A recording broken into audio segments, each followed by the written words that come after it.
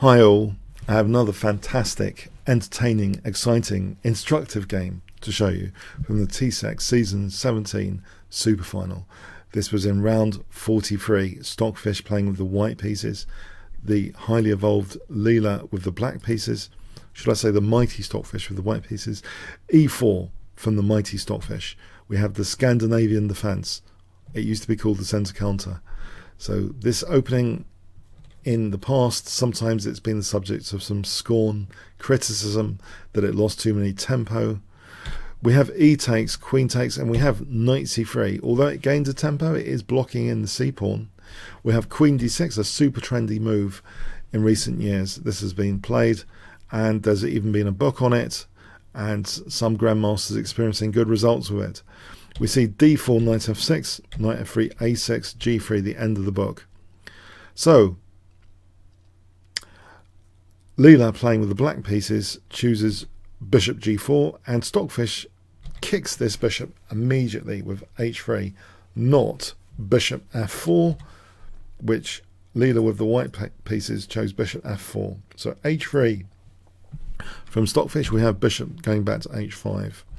If black takes on f3, then queen takes is rather nice for white. If queen takes b7, that rook's hanging, that's a disaster. So it's otherwise it's a nice advantage for white anyway. So black keeps hold of that bishop with bishop h5. We have bishop g2, e6, and now Stockfish very, very good with its forcing moves and celebrating the act of gaining tempo. Anything to do with tempo are Stockfish. Stockfish is the guru, I believe, for tempo gaining chess. Gains another tempo with g4, bishop g6, and now knight e5, which is kind of gaining a tempo. It is providing a concrete threat, not letting Leela do anything really, or limiting the choices severely. So black has to do something about knight c6, surely. Leela chooses knight c6. If knight bd7, there's pressure on e5. White can just take there though, and then go and pin that knight immediately before any trouble with the e5 knight. And if black has to do that, this is just a total disaster position. White's getting a big advantage there.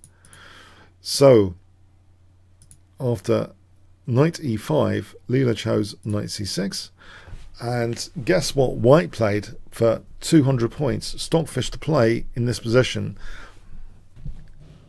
So what would you play here with the white pieces? A very interesting decision indeed. Very interesting. Okay. White volunteers that bishop. That seemingly nice, well set up Fincher bishop is just taking this knight on c6. It incurs structural damage. More concretely, in this particular position, the counterpart bishop, which is still on the board, is subject to harassment after h4, the big threat of h5 sometimes. So black plays h5. If black doesn't, say h6, then it's hit with h5, and say bishop h7, then queen f3 looks at c6, and say bishop takes c2, bishop f4. This becomes a very pleasant position for white indeed. If you look at these variations, white's getting a big advantage in these kind of positions. Look at the shattered pawns of black. So white's very comfortable there. And if instead of h6, by the way, to this h5 threat, if bishop e7, then h5, and this position just castling. And it turns out here that the problem is with the queen, actually. There's a lot of harassment of that queen here. And if the queen ever steps back, then white's got other major things going on. But if here, white can really harass the queen to the point of just winning material by force using tempos on the queen, like this, as an example. Gets pretty nasty. So how does Leela react to this position after h4? Well, h5 is played. And we have bishop f4 with the big threat of knight takes g6, where the knight is protecting the bishop, which is hitting the queen. So the queen goes out of there with queen b4. We have knight takes g6 anyway, and Stockfish has done real structural damage to Leela here. Look at this. 2 sets of double pawns, loads of pawn islands, this island, this island.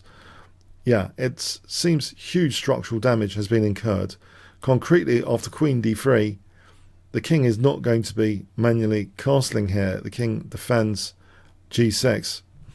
If queen takes b2, this already looks fairly horrendous, but if queen takes b2, this position does black no favours. This kind of position does black no favours. That's very, very nice for white. So we see king f7. White actually protects now neatly the b2 pawn, not worried about the b file at all. That's parried now, the threat on b2 just with b3. We have hg. If knight takes g4, then that releases control of e4 actually, and white can play knight e4. And this position is very pleasant indeed for white. Look at this, the pressure building up hugely. White can win material, can further fracture black's pawn sometimes. Just gets a huge dominating position potentially. So we have h takes g4, and yes, has Leela's structure been worse than this? Treble pawns over here, double pawns here, isolated pawn there. It's just horrendous structurally. Maybe this is not the sort of start position a neural network wants, and we're not into move 20 yet. So bishop takes c7, rook b7, bishop g3, rook h5. Okay, this is a dynamic use of that h-file. It seems to bring the rook into some sort of attack potential against white's king. Rook he1, rook a5, king b1, queen a3, and it looks as though black wants to play knight d5 to lure the knight away, and then there might be some trouble for the white king. We have the calm queen e2, and now e5 is played. Yeah, looking at queen e6 is a threat of checkmate here. If the queen takes on e6, we have e5, so protected by the rook there. If rook e7, then bishop c7. So if takes, there's queen takes e6 again, mate. That's checkmate. And if the rook moves, then that's very pleasant indeed for white. Massive advantage. So e5 was tried here. It already seems rather desperate for Leela, even at move 22 here. This seems a rather desperate position, that the only goal of black here is to try and get an attack on the king. Black's losing the fight in the center. It's lost the fight structurally a long time ago now. So it can only go for the king. So knight d5, trying to lure the defensive knight away. But Stockfish plays a real corker here, which addresses the king's safety issues very neatly. So guess what white plays in this position? If I give you 5 seconds to pause the video. Okay. Rook takes d5. Yes, an exchange sacrifice. And by the way, there's a quotation I've selected for this particular game, which I've found in a fantastic interview of Gary Kasparov I saw yesterday by the amazing Lex Friedman. Kasparov said, amateurs, they enjoy the brilliant games, that the pieces being sacrificed, all pieces hanging, and all of a sudden being material down, rook down, queen down, the weaker side delivers the final blow, mating the opponent's king. But there are other kinds of beauty. Slow positional manoeuvring, looking for weaknesses and gradually strangling your opponent, and eventually delivering a positional masterpiece.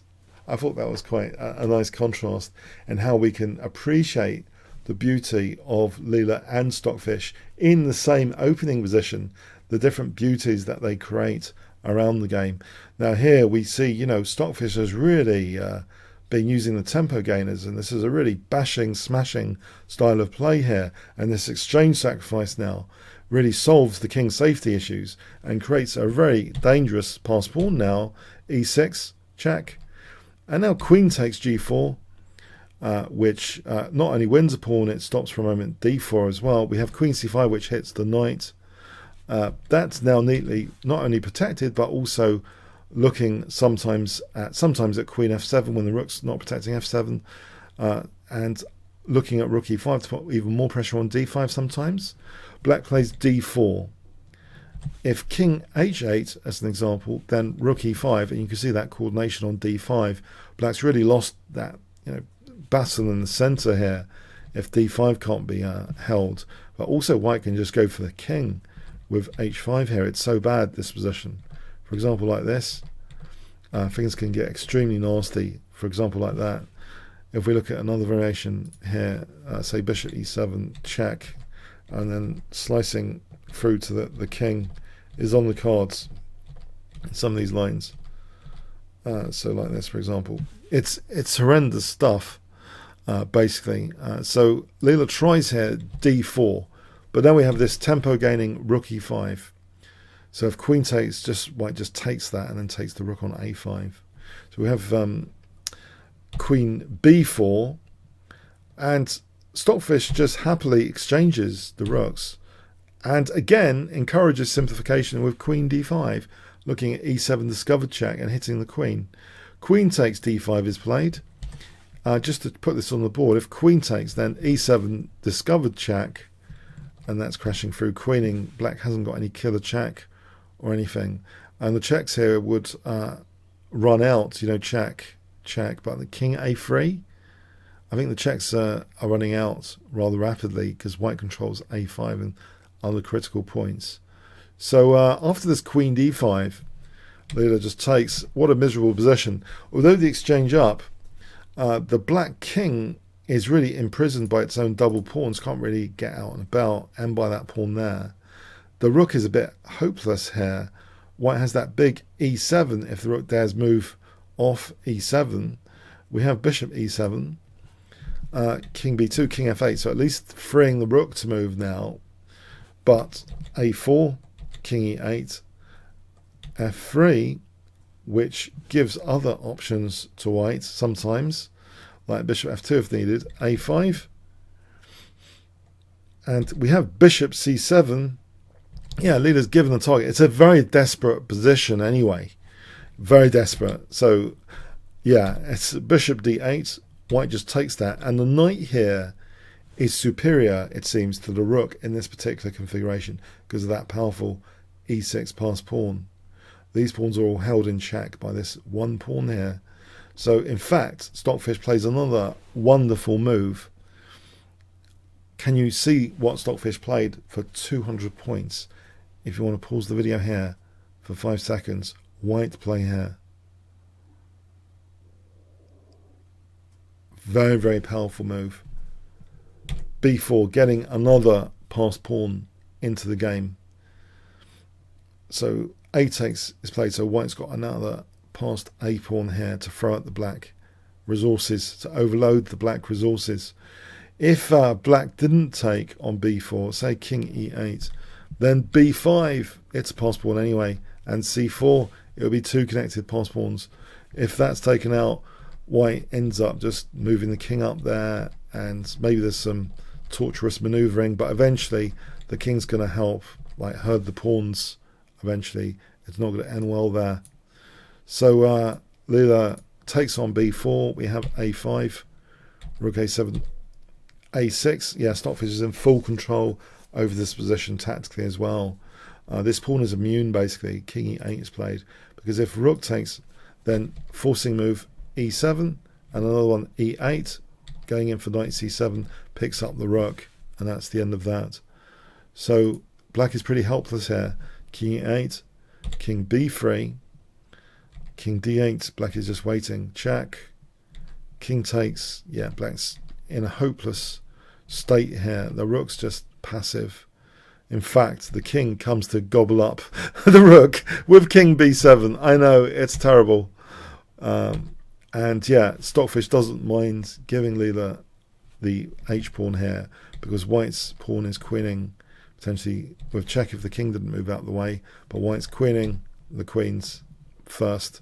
And this is checkmate. The knight's controlling f6, checkmate. So this is only 41 moves. So you could say from the same opening position, Stockfish is much more concise in its wins. And you may have preferred the beauty of this game to the previous one, which you could see on the channel for round 44. I preferred this one actually myself. I thought it was quite kind of cute. And the thing is, it resonated with me more because in this line, sometimes, you know, especially in Blitz, you can often against the Scandinavian double the pawns here, and it resonated some with my own games more. So maybe for me, beauty is also perhaps relating to my own games. I agree with Kasparov that there's different types of beauty, but the ones that resonate with you personally, I think that's an interesting aspect on beauty. You know, what you can identify with your own examples to make the experience more visceral. It's the examples in your own memories and stuff. But for me, so this one connected with me a little bit more actually. This whole thing about trying to harass that bishop and stuff. That's the sort of thing that sometimes happens in critical lines against the Scandinavian. So that happened here in this trendy line with that Queen d6. I thought it was quite fascinating and cute and concise. What did you think? What do you think about the two different beauties of this and the other game with the white pieces, how both engines played? Okay, I hope you enjoyed it. If you want to challenge me for a game, check out kingscrusher.tv, just http/kingscrusher.tv, register. I'll be able to invite you for a game, or bit.ly/chessworld. There's my Suave chat forum if you want to come suggest things, kingscrusher.tv/discord. There's the bit.ly/Leela chess playlist. There's also bit.ly/Stockfish chess playlist, and other playlists you want to check out, you might want to check out as well. Okay, comments, questions, likes, shares, subscribes, all appreciated. Thanks very much.